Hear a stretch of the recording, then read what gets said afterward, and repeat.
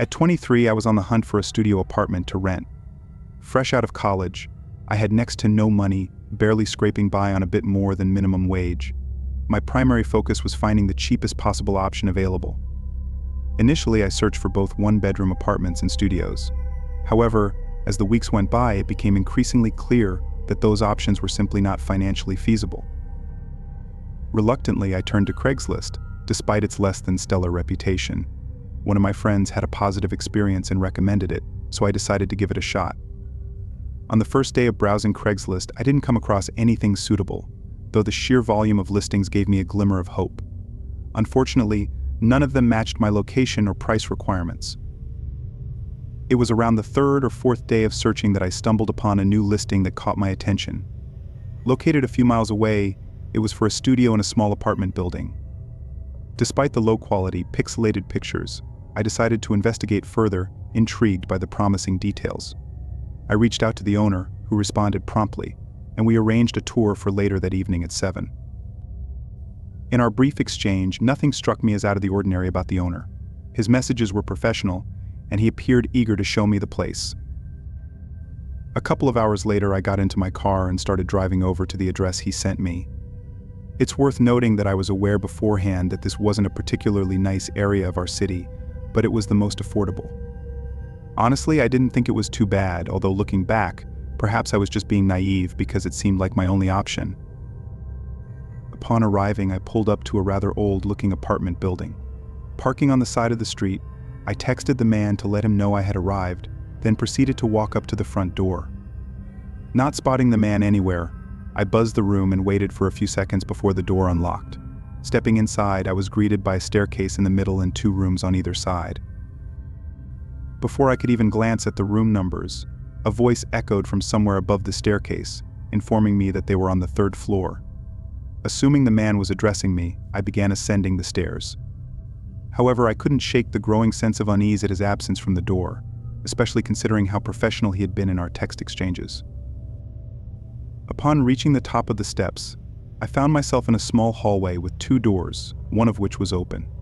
I walked over and peered inside, only to find a man standing a few feet away, looking back at me. He greeted me warmly, shook my hand, and invited me inside. Yet my confusion was immediate.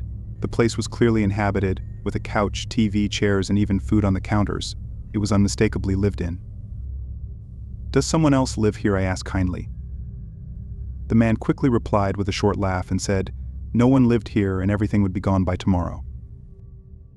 I smiled and said, "Okay, though that response didn't sit right with me." He started leading me further in, pointing out features of the place. But it suddenly dawned on me that this wasn't even a studio. There were multiple doors, surely leading to other rooms. This was at least a 1 or 2 bedroom apartment.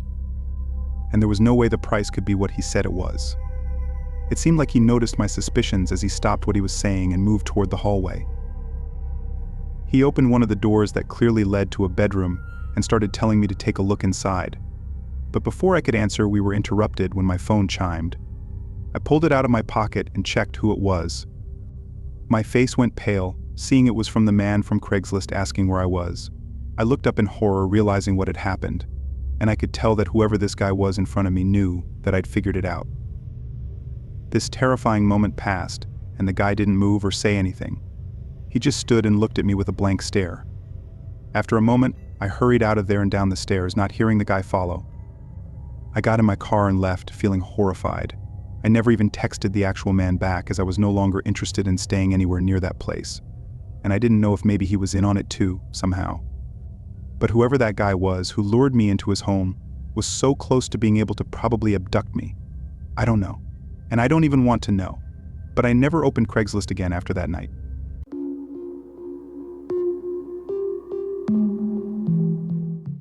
I was on Craigslist for the first time in probably 5 years, I thought to myself, realizing I'd forgotten about the site.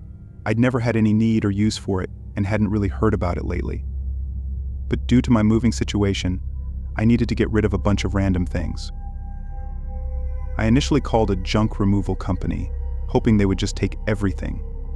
However, their estimate was over $400 for getting rid of just a couple of things. That's when I turned to Craigslist. I put up a listing for free stuff and included pictures of all the things I was giving away. Maybe I just didn't understand how it works nowadays, but I thought I'd get a lot of responses from people wanting to pick up free stuff. However, I barely got any, and the ones that did respond to the listing ended up ghosting me after a couple of texts. Then, about a week after making the listing, a man who introduced himself as KJ reached out. He said he wanted to pick up my couch and was flexible about the day. I really thought this was going to be the same as all the other people who had reached out, so I didn't put much effort into getting him to actually come pick up the couch. I let him know that I worked between 9 and 5, so if he wanted to pick it up, he could just let me know. Again, I didn't think he'd actually come. But sure enough, in the morning before work, he sent me a text saying he'd like to swing by tonight. I told him that was great, I said, expressing my approval. As I left work that night, I sent him my address. The drive home was only about 20 minutes, but I hoped he would come sooner rather than later because I didn't want to waste my night waiting for him. So if he didn't end up showing, I could do something else. When I pulled into my driveway, a car was parked on the curb right next to my house, but nobody was in it. It was the only car parked on the whole street, so it seemed clear that they were at my house. Thinking it was KJ, I quickly got out and ran to my front door, but he wasn't there. It crossed my mind that this could be just some crazy coincidence, and the car might be for someone else's house, but I wasn't convinced. I got inside and sent a text to KJ asking what his ETA was. Then I stood by the window and looked outside. After 10 or so minutes, I still hadn't gotten a response, and I didn't see anyone outside either. So I calmed myself down and turned away from the window. I went to the kitchen, pouring myself a drink and just standing there when a small thud sounded from upstairs. Unaware of what it was, I put my drink down and listened. There were a few seconds of silence. Then suddenly, heavy footsteps were running down the stairs. I was so caught off guard. I just stood where I was and stared down the hallway as a man appeared at the other end, running right to the front door. He swung it open and ran out. And when I made it to the front, he was already driving away in that car that was parked on the curb. I was still stunned, trying to process what happened, because it was all so sudden and quick.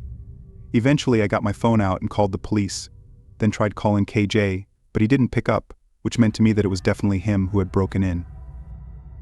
When the police investigated, they found that KJ's phone wasn't registered to a name or address. So we were back to square one. Nothing ever did come of it, despite me trying multiple times to get the police back on the case. As far as I know, nothing was stolen. So maybe he didn't have enough time or he was waiting for me.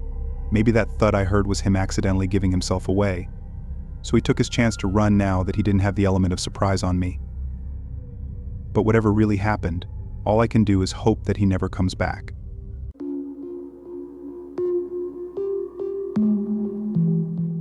That night changed everything.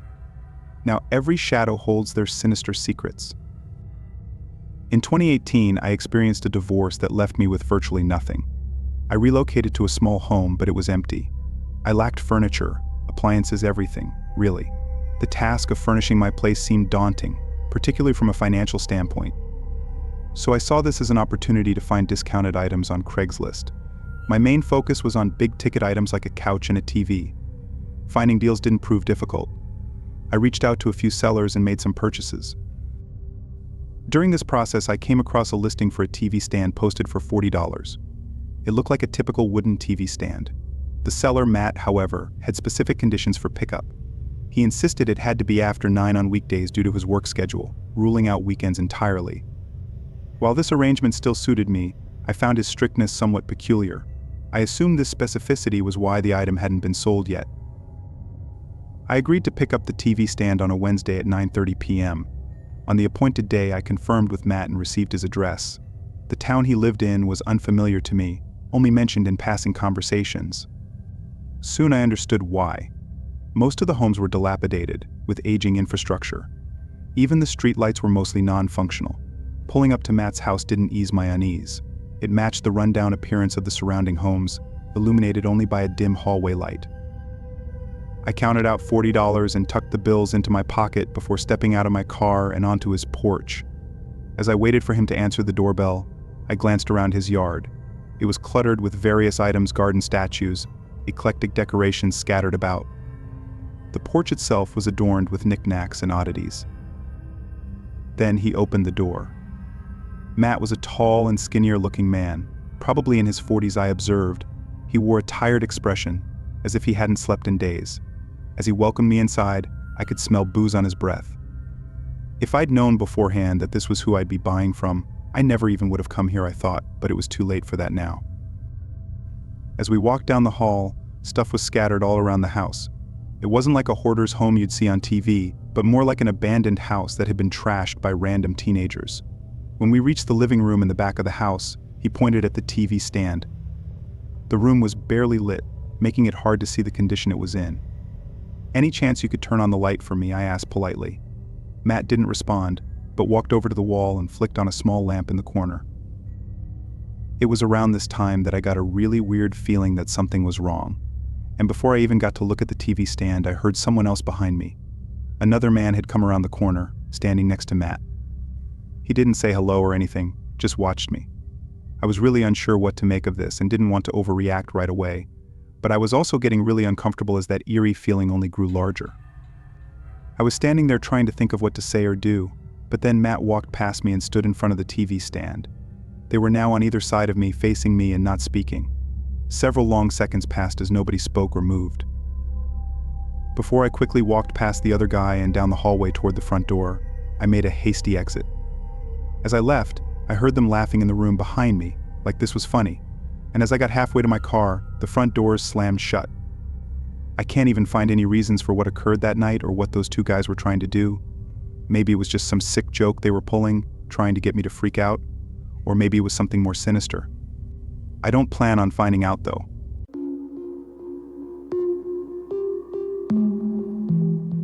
It was May of last year and I had just signed a lease on a new house. It turns out the refrigerator was not the subject of a deal. I will spend most of my money on the house. So I started looking for a cheap one at garage sales. I haven't found any way this way.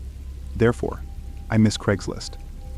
After only 10 minutes, a person appeared not far from me. I called the number and a nice woman answered. She said the refrigerator was still for sale, but she couldn't guarantee it would still be there when I arrived. So against my better judgment, I asked him about PayPal and sent him $75. She sent me an email confirming that she had received the money, and we set a date for me to pick it up. That Saturday, I texted him to let him know I was on my way. The house was a beautiful ranch-style house probably built in the 80s. I knocked on the door, and this hot girl with brown hair and a very short haircut answered. After choosing fieldwork, I asked her about Sunny, and she said it was her and took me inside. I have no reason to worry. Just like the outside, the house is well finished and smells clean. We chatted for a few minutes until a tall guy, at least 6'5", covered in tattoos, appeared from the kitchen. She introduced me as John, her boyfriend, and told me he was going to take me to the refrigerator. She disappeared behind the house, and I never saw her again. John led me through the kitchen to the garage door. He opened the door and pointed to the refrigerator.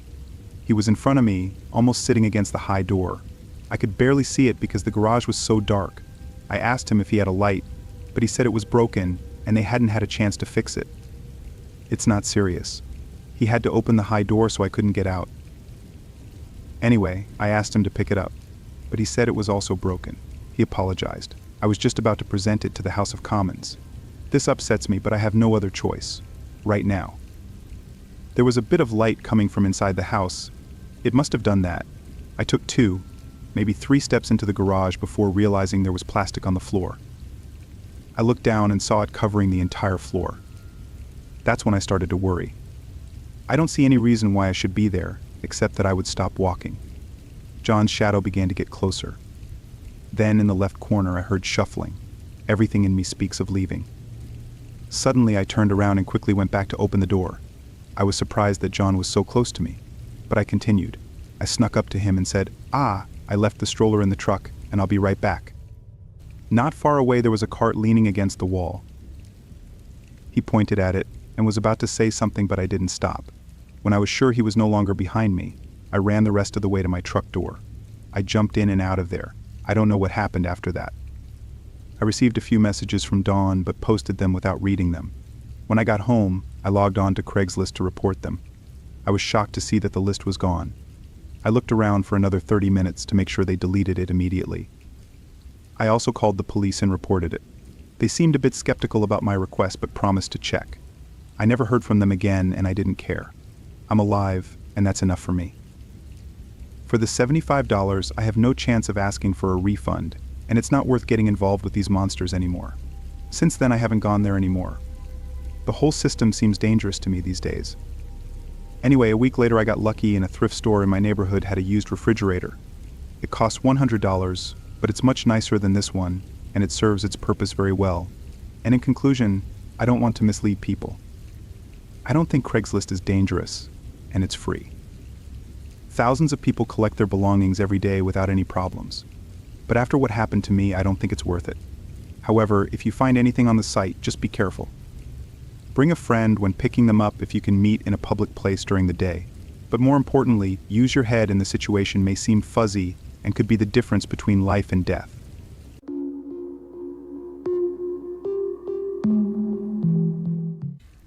I am a man in my 30s hailing from a small town, and I have a chilling tale to share about my encounter with the unpredictable world of Craigslist.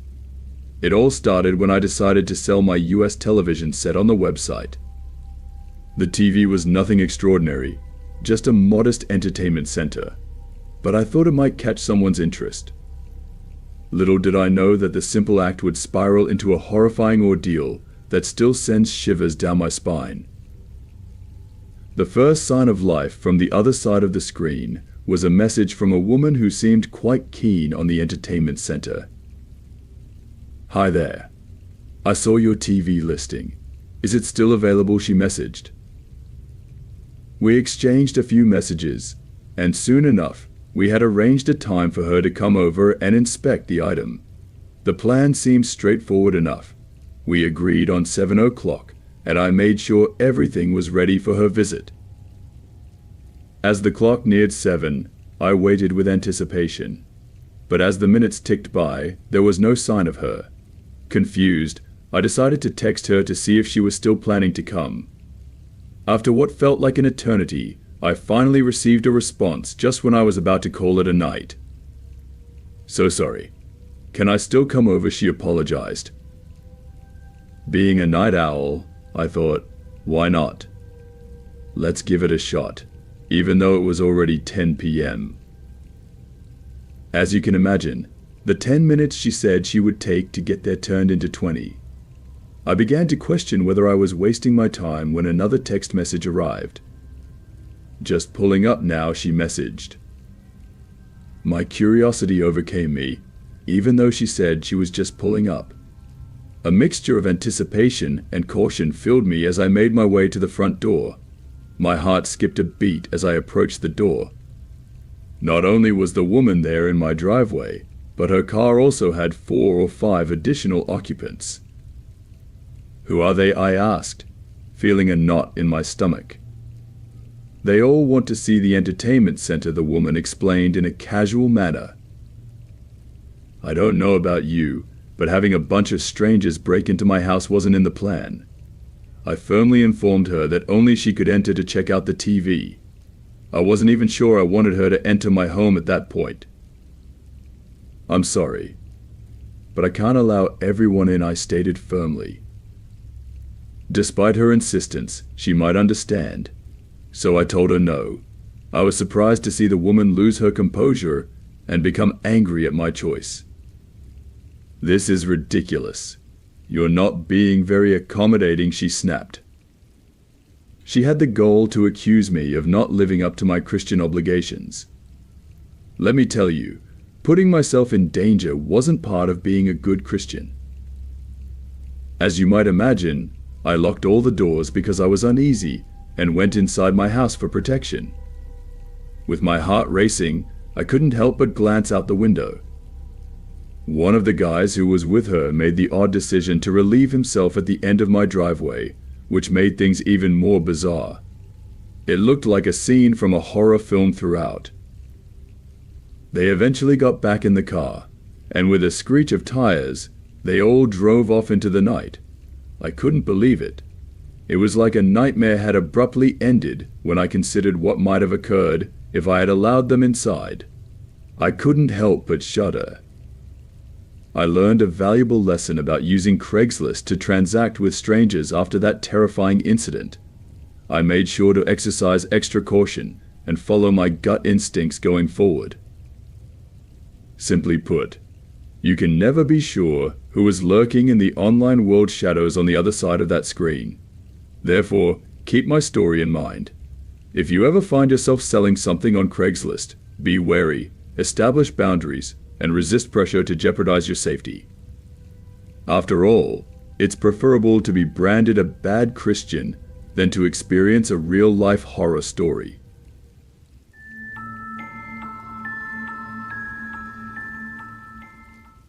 I was born and raised in a small town, a place where everyone knew everyone else, and life was simple and predictable. However, life had other plans for me, and I found myself moving to the big city, a place teeming with life, noise, and endless possibilities. The transition was not easy, and I had to make several adjustments to fit into my new environment. One of these adjustments involved selling my car, a reliable 6-year-old Honda Accord that had been my faithful companion through many adventures. The decision to sell my car was not an easy one. It was more than just a vehicle. It was a symbol of my past life, a life that was quickly fading into the background as I embraced the hustle and bustle of city life. However, I realized that owning a car in the city was more of a burden than a convenience. With public transportation readily available and parking spaces hard to come by, I decided to let go of my beloved car. I posted an ad on Craigslist hoping to find a buyer who would appreciate my car as much as I did. Soon, I was contacted by a man named Mark. "Hello, I'm Mark. I saw your ad about the car. Is it still available?" he asked over the phone. He was in his early 40s and seemed like a decent person. He told me that he was interested in buying the car for his daughter, who was about to start college. We had a few phone conversations, and everything seemed to be going well. When Mark came for the test drive, he was friendly and showed genuine interest in the car. He inspected every nook and cranny, asked questions, and seemed satisfied with the car's condition. We negotiated the price, and after some back and forth, we agreed on a fair amount. Mark asked me to hold the car for him for 2 days while he arranged for the payment, and I agreed. 2 days later, we met again in a familiar neighborhood. Mark was as friendly as before, and everything seemed to be going according to plan. We took the car for one last test drive, and then it was time for the payment. Mark handed me a cashier's check from Chase Bank. "I suggest we go to the bank together to cash the check and transfer the title," I suggested. But Mark's demeanor suddenly changed. He became hesitant and seemed nervous. We were parked by the side of the street, discussing the bank visit, when Mark asked to inspect the car one more time. I agreed, and as we both stepped out of the car, Mark suddenly jumped back into the driver's seat and sped off, leaving me standing on the sidewalk shocked and confused. Panic surged through me as I watched my car disappear down the street. I turned to the bystanders pleading for someone to call 911. A kind stranger dialed the emergency number, and I quickly explained the situation to the dispatcher. As I was talking, a police car pulled up nearby, and I flagged them down. I got into the back of the police car and gave them all the information I could remember about my car and the man who had stolen it. The officers reassured me that they would do everything they could to find my car, but unfortunately, the thief managed to get away. In the following weeks, I had to deal with the aftermath of the theft. I filed a police report, contacted my insurance company, and tried to come to terms with the loss of my car. I was frustrated and angry with myself for letting my guard down and allowing this to happen. 3 months later, just as I was about to receive compensation from my insurance company, I received a call from the police. They had found my car 3 states away. It turned out that Mark had been part of a car theft ring. He had stolen my car and sold it to another man who had then sold it to an unsuspecting buyer. The police arranged for all of us to meet at the station. The man who had bought my car from the thief agreed to return the car to me, and the thief agreed to refund the money to the buyer. In the end, I did receive compensation for my car, but the whole ordeal left me feeling stressed and demoralized. Despite this experience, I continued to buy and sell cars on Craigslist. However, I learned a valuable lesson from this incident. Now, I always make sure to take a photo of the buyer's driver's license at the beginning of every meeting. This experience taught me the importance of being cautious and vigilant, especially when dealing with strangers.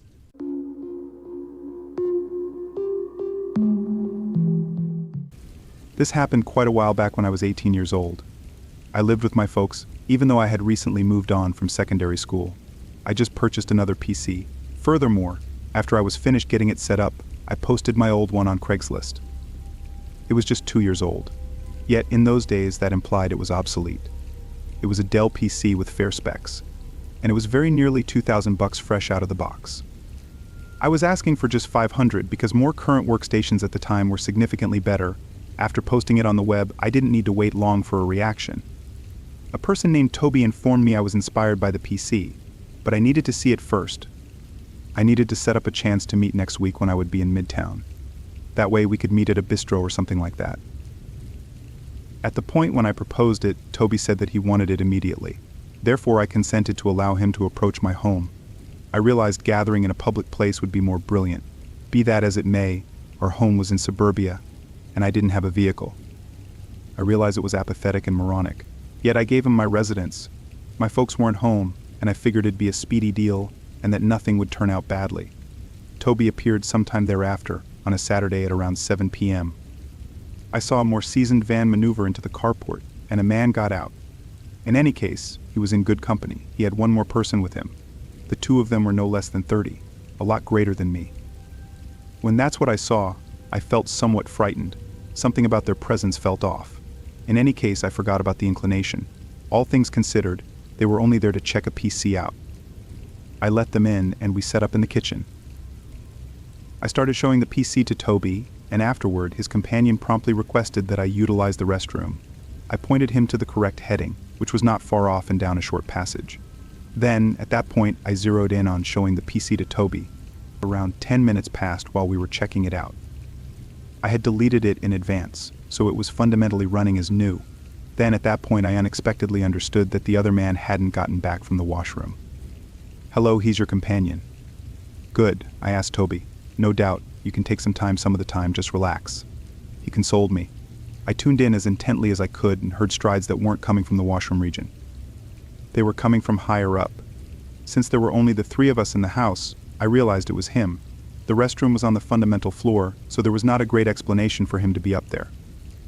That was the point at which I began to overreact inside. However, I attempted to conceal it. I nonchalantly got some information about his companion once more, trusting my anxiety wasn't appearing. His reaction was cold and frightening. He put his hand on my shoulder, not in a well-disposed way, but rather with a ton of strain. He told me not to stress over it. His grasp was fixed agonizingly. Furthermore, at that time I realized this was something other than a deal that turned out badly. We were being ransacked. That was most likely the arrangement all along. Alarm set in that I attempted to keep my poise. I advised Toby to take anything they desired and simply go. However, he didn't give up. His grasp on my shoulder felt hard. It resembled danger. What's more, I began to shake. I realized I needed to move quickly. I figured out how to split away in arbitrarily my father's office on the primary floor, locking the entryway behind me. I left my telephone on the kitchen table, which was a dumb slip-up. Fortunately, however, there was a landline in the workplace where I was, so that saved me. My heart was beating as I dialed 911, making sense of the circumstances for the dispatcher. The man is trusting that the police will show up on the longest day of his life. I could hear the two men stepping around the house, most likely taking anything they might find. They probably realized the police were on their way since they took off in no time and cleaned out the front window as they returned to the van on the carport and dashed away. At the point when I was certain they were gone, I emerged to see what was taken. The main things I saw missing on the fundamental floor were the little television in the kitchen and the PC that I was selling. Notwithstanding, I later figured out that a large portion of my mother's gems were taken, as well as no less than $200 in real money. The police appeared around 10 minutes after the burglars left. They remained for some time. However, at that point, they left without making any commitments. He was unacceptable. That was the last I heard from the police about what occurred. I contacted them a few times, yet they never hit me up. At the point when my folks and sister returned home, I needed to make sense of what occurred. They generally thought I was kidding from the outset since I have a dull, funny bone. Yet, when they figured out it was genuine, they were distraught as well. I would gauge the misfortunes at around $3,000, which was a tremendous amount of cash for me at that point. Since it was all my issue, I needed to take care of it. That was essentially my entire summer of work down the channel. It was the last time I met an unusual individual off the web. If I was ever to rehash it, there'd be no chance I would allow them to come to my place. It's a public or private arrangement with no exemptions.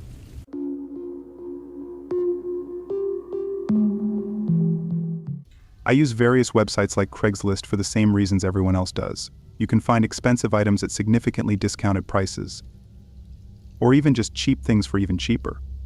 I don't have a ton of money, and using these sites is sometimes essential when it comes to getting things like furniture that's usually really expensive to buy anywhere else. This happened when I was looking around for a dining room table. Ours was really old, and my whole family used it as a place to eat and as a workspace, so it's been through a lot over the years. I went around on Facebook Marketplace and OfferUp, but neither had anything good. Most of them were still expensive, and even when I tried to bargain with a few of the sellers, none of them would budge. So then I went to Craigslist. Around here, I think most people use other sites nowadays, but Craigslist still always had the cheapest deals, though they were still somewhat rare to find.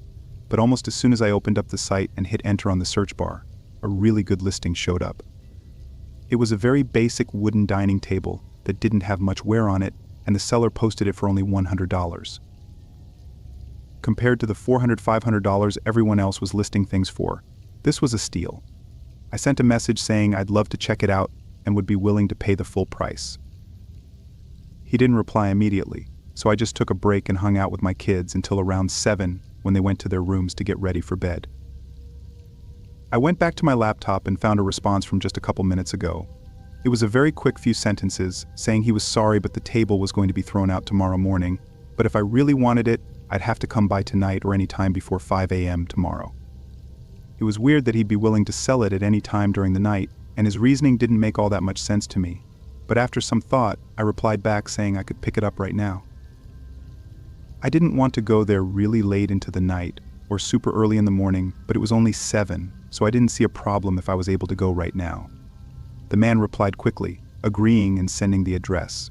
It was only 10 minutes from my place, so I let my wife know what was going on and where I'd be, then headed out. From context clues, you probably already know that I don't live in a lavish area, so when I say the seller's house was really worn down, I mean it was really worn down. It was small like the others in our area, but the yard was full of trash and random other things, was surrounded by a thin chain link fence.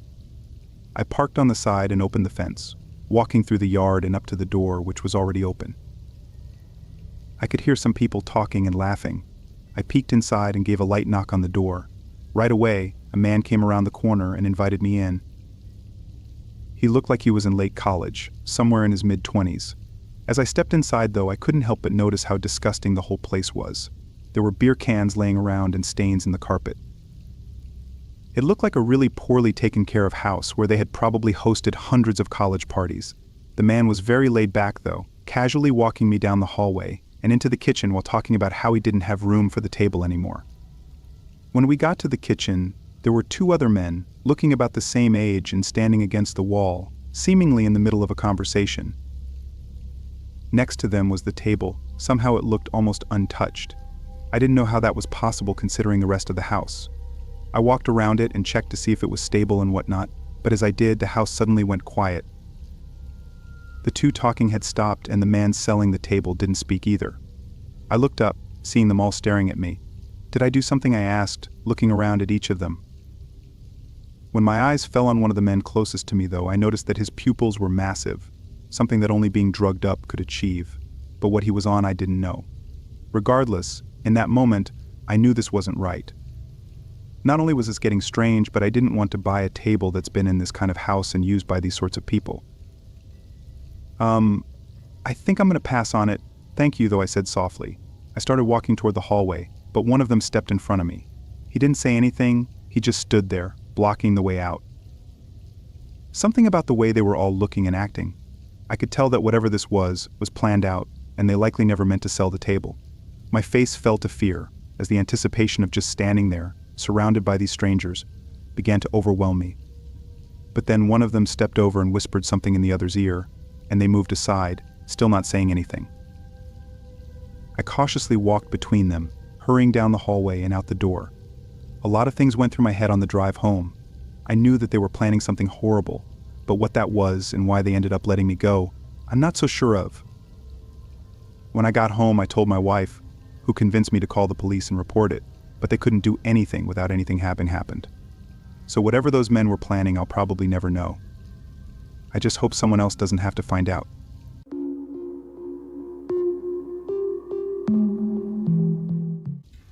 I wanted to move out of my old apartment in a few months and was hoping to get some money to help pay for movers.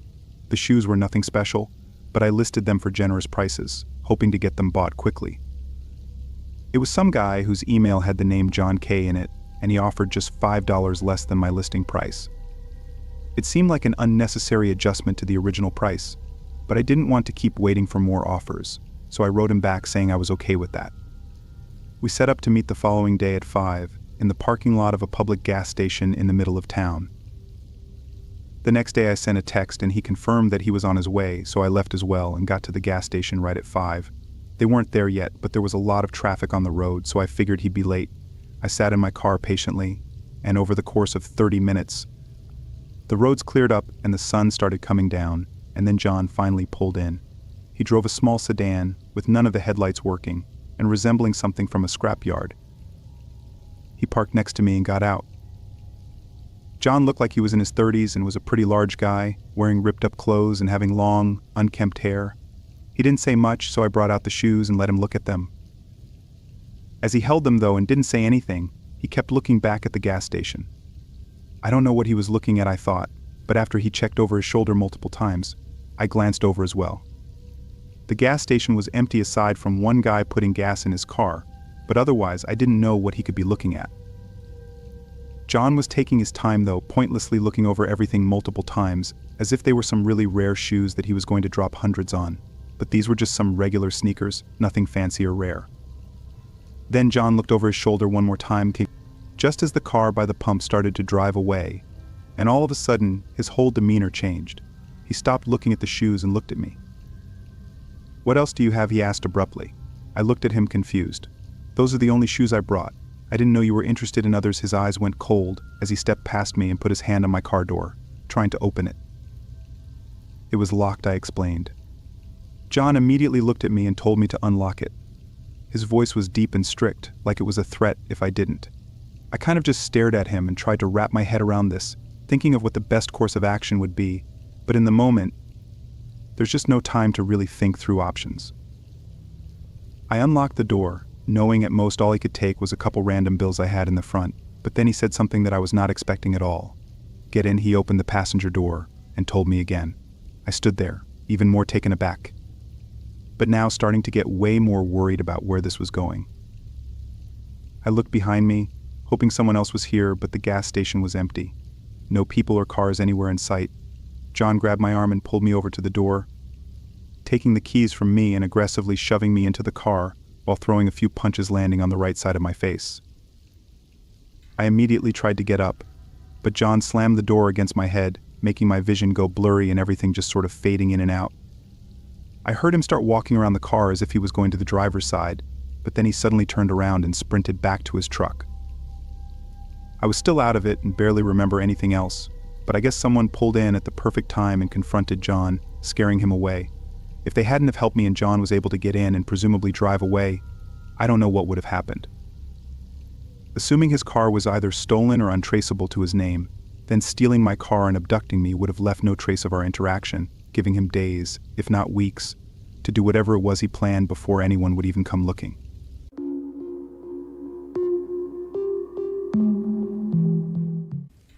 I used to frequently purchase iPhones, video game systems, TVs, and many other items on Facebook Marketplace, then resell them on Craigslist and Facebook Marketplace to make a profit.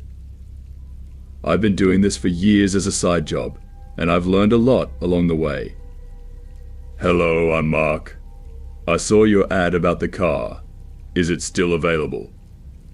I usually try to resell iPhones because they seem to have the highest profit margin. On one occasion, I got an iPhone X for $155. This was over a year ago, so it was a very good deal. You'd be surprised how low the prices you can negotiate from these people if you try. Most people might reject such ridiculous offers, but many just want quick cash, and they'll sell it to the first person who contacts them. So I took full advantage of it. Anyway, I had listed that iPhone X for sale at $300, and I wrote in the description that I would consider best offers. Usually this phone sells quickly, so I wasn't too worried about rejecting offers less than $300 because most of the time I could sell it within a week at the original price if I just waited. Just an hour after I posted the listing, someone contacted me who was interested in the phone. Hi, I'm interested in the iPhone. Can we meet tomorrow? They asked a few questions and planned to meet the next day in the late afternoon after they got off work. A few hours before the meeting, they messaged me and asked if I could come directly to their house instead of meeting at Walmart like we had planned before. I was immediately wary of that request, but I still asked them for their address so I could put it into the GPS app on my phone to see how far it was. They were only about 20 minutes away, which wasn't too far actually, and they were willing to pay the full $300 for the phone. So I decided to go for it. I told them I could deliver the phone to their house, and that was fine. I just told them to let me know what time I should come. They thanked me excessively and kept telling me how I was a lifesaver and how grateful they were to me for helping them. They then asked if I could come at 7:30 p.m. and they would definitely be home by then. I agreed, but I didn't like that they wanted to meet so late. I had to get up for work the next morning at 5 a.m. and I like to have some alone time at home and get some time to myself before I have to sleep. When they initially said we could meet after they got off work, they said late afternoon. So I expected it to be between 4:30 to 6 p.m., maybe at the latest, but I still went along with it because I really wanted to sell the phone. This woman didn't live in a neighborhood. She lived on a street off the main road in town. She definitely had neighbors, but the area had a somewhat rural feel to it. Around 7:20 p.m., I left because I wanted to make sure she would be there when I arrived. I told her when I was on my way and that I would arrive in about 20 minutes. When I arrived and knocked on the door, my anxiety tripled, waiting for an answer. It was starting to get dark, so that didn't help much. When the woman opened the door, she introduced herself as Sabrina. She invited me in and introduced me to her husband, who was sitting on the couch in the living room.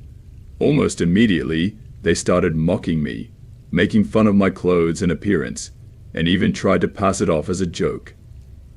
But I sensed strong passive aggression almost immediately after I walked in. I had a strange feeling about these people. There was something very wrong about them. I thought Sabrina might be on drugs because she was acting weird. And she looked like someone who was using something. And I'm not talking about weed. I'm talking about serious hard drugs. Her eyes looked sunken, and she was pale as a corpse. She was definitely on something. Trust me. She just wasn't acting right. Not like a normal person. Anyway, she was rude and somewhat pushy while I was there and argued with her husband about how much she was willing to pay for the phone.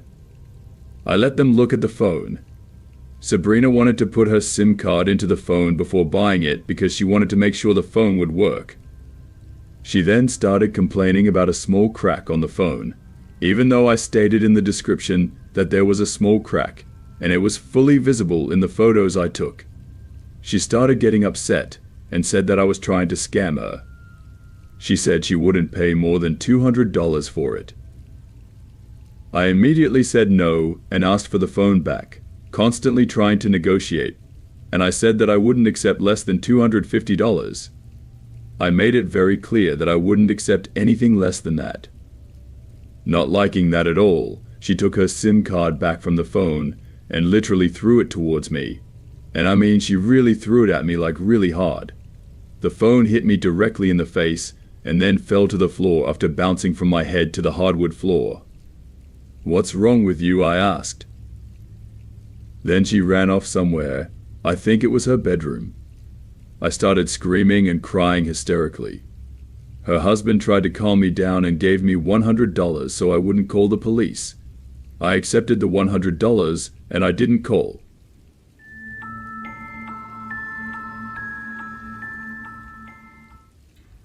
One day, I was browsing Craigslist out of sheer boredom. I wasn't looking for anything specific, and at that time I didn't even know that people used Craigslist for dating or meeting new people and making friends or anything like that. But after doing some research, I found out that it definitely exists. I was very bored and quite lonely, so I started looking through the listings. There was a guy named Tom who was very handsome. He said he was 32 years old. I myself was 34 years old at the time, so we were around the same age. I wasn't looking for anything specific. I'm a very laid-back person, so I usually just go with the flow of whatever happens. He had a good aura and seemed like a genuine person, and he also wasn't too pushy, so I wasn't too worried about the scam situation. He was clearly attractive though, and I liked everything about his profile, so I gave him a chance. "Hi, I'm Tom. Nice to meet you." We started talking, and eventually, he got my phone number. We talked for a few days through text messages and calls. This also turned out to be positive, because he lived less than 10 minutes from where I lived. He asked if I wanted to go out that weekend to the nearest bar on Saturday. I said yes, and we continued to talk. Everything progressed quickly, and we very quickly moved from friendly conversation to very flirtatious conversation. On our first date at the bar, when we met on Saturday, everything went well. We talked casually, got a bit drunk, had good food, and I had a lot of fun. I definitely liked this guy, and I had feelings for him. Then, towards the end of the night, just before we were about to part ways, I got a message from a random number saying, and I quote, "Stay away from my man. You better not be there with him when I get there." I was very confused. I showed him the message I received. He dismissed it as if it were irrelevant, and he didn't know what or who it was. Then he became very awkward and started acting suspicious, like he wanted to leave right away. Just before we were about to part ways, his girlfriend showed up. "Yes," I said, his girlfriend. He had a girlfriend this whole time. I was quite angry, and I had been drinking, so I didn't hold back from this woman at all. She started screaming at him and calling me various names and saying rude things to me. I started shouting back at her, and I guess she didn't like it because she actually took off her shoe and threw it in my direction. Then she started attacking me with her bag and hitting me, pulling my hair, and beating me up badly. "What are you doing with my man? You homewrecker." I tried to defend myself by grabbing her hair, but before I could, I fell to the ground and hit my head on the concrete. I had to go to the hospital because I was almost unconscious. That night was a big mistake. I still can't believe I was ever in that situation in the first place. I'm a very calm, friendly, and polite person, so the whole thing was very out of character for me, if you will. I didn't even know how she found out about us, or even how she knew we were at the bar together. I'm glad she found out before I got too involved with this guy and got more heartache than I already got. She eventually got arrested that night and charged with assault. I walked away without any charges or time in jail at all.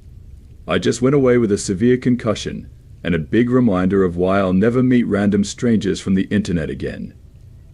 I now have a fiancé, and we've been together for over 5 years, and we're getting married next year.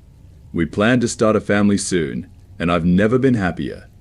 This is just one of the stories I like to tell when warning people about the dangers of the internet and meeting unknown strangers. You never know what someone's true intentions could be. Things could have been much worse for me that night.